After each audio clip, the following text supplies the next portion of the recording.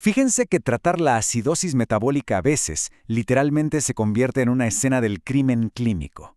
O sea, está súper documentado que administrar una supuesta cura para solucionar la acidez en la sangre puede, por muy loco que suene, deteriorar severamente la función cerebral.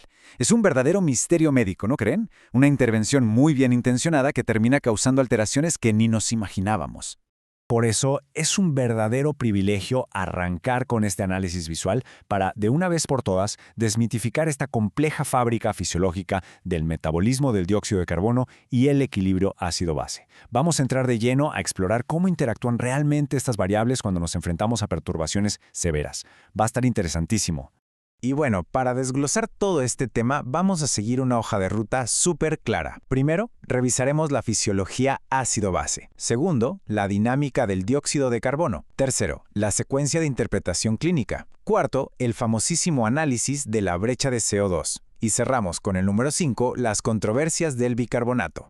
Empecemos con el punto 1, la fisiología ácido-base, o sea, los cimientos de todo esto. Para resolver los misterios más complejos tenemos que entender un poco de historia. Fue Claude Bernard quien sentó las bases de la homeostasis del pH, demostrándonos cómo los líquidos del cuerpo se regulan de manera súper meticulosa para mantener a las células vivas y funcionando al 100. Aquí es donde vemos una división del trabajo que es francamente fascinante. Por un lado tenemos a los pulmones, que nos dan una compensación respiratoria rapidísima. Ellos ajustan el dióxido de carbono a través de la ventilación en cuestión de minutos.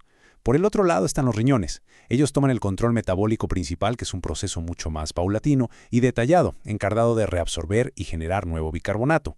Hacen un equipo increíble. Pasamos al punto número 2, la dinámica del dióxido de carbono, el verdadero motor metabólico. Imagínense que cada célula opera como una fábrica que nunca descansa. Y justo ahí, en las mitocondrias, el dióxido de carbono se produce como un subproducto constante y directito del metabolismo aeróbico, por lo que necesitamos un sistema de transporte súper eficiente para sacarlo y eliminarlo. Y hablando de ese transporte en la sangre, fíjense que tiene una partición muy específica que vemos perfecta aquí. La gran mayoría, un 60%, viaja súper seguro convertido en bicarbonato.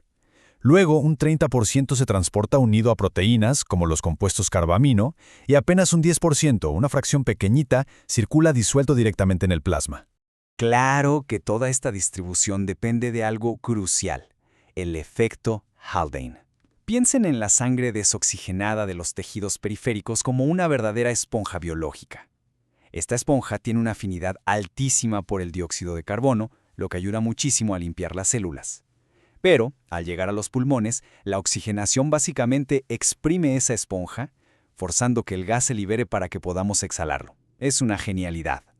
Ahora vamos con el punto 3, la secuencia de interpretación clínica, nuestro protocolo. Procesar de manera eficaz los datos de una gasometría arterial requiere que sigamos unos pasos muy estructurados, para así desenmascarar al verdadero culpable detrás de cualquier alteración metabólica.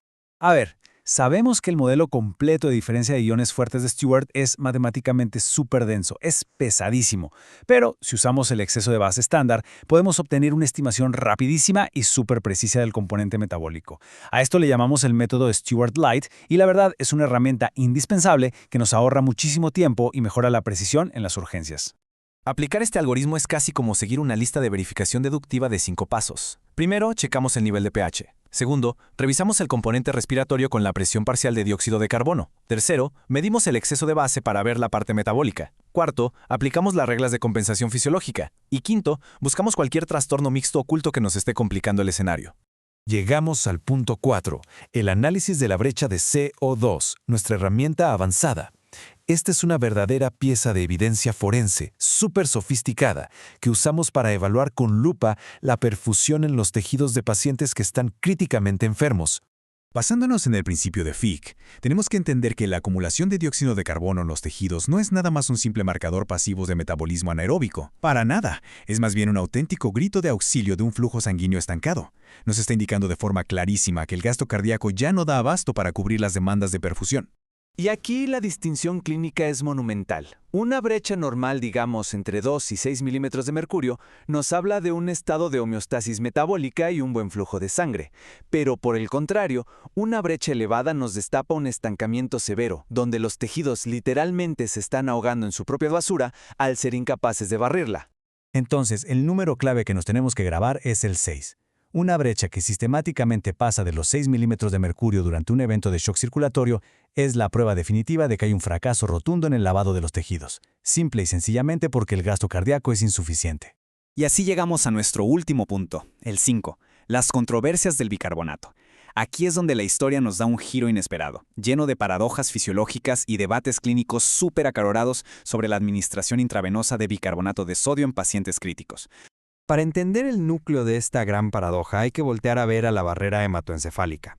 Resulta que esta membrana tiene una permeabilidad selectiva que es la verdad bastante tramposa en este contexto. Deja pasar el dióxido de carbono como si estuviera en su casa, rapidísimo, pero le cierra la puerta en la cara a los iones de bicarbonato y a los protones. Y esta es exactamente la trampa mortal que se activa al meter amortiguadores químicos sistémicos. O sea, cuando administramos bicarbonato de sodio, este se junta rapidísimo con iones de hidrógeno en la sangre y ¡pum!, se convierte en CO2. Este nuevo gas cruza directito y sin escalas hacia el cerebro, reacciona con el agua y crea ácido carbónico en el líquido cefalorraquídeo. El resultado es una verdadera tragedia clínica. El laboratorio nos dice que la sangre arterial está mejorando, pero el cerebro está sufriendo una acidosis paradójica gravísima. Y la cosa no acaba ahí. Forzar esta corrección química de manera agresiva desata una cascada implacable de efectos adversos. A esa acidosis intracelular paradójica, súmenle caídas bruscas en los electrolitos, provocando hipocalcemia e hipopotasemia. Y, por si fuera poco, la curva de oxígeno-hemoglobina se desvía hacia la izquierda, lo que literalmente le roba el suministro de oxígeno a los tejidos periféricos que más lo necesitan.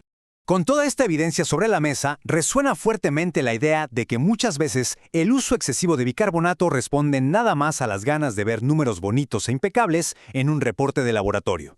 Y la verdad es que resulta indudablemente superior identificar y tratar la causa fisiopatológica de raíz en lugar de nada más querer maquillar el pH de forma artificial. Por eso darle chance al cuerpo de tener una recuperación fisiológica gradual, enfocándonos en esa causa principal, casi siempre va a ser mejor opción que jugársela con los enormes riesgos de una corrección rápida con amortiguadores.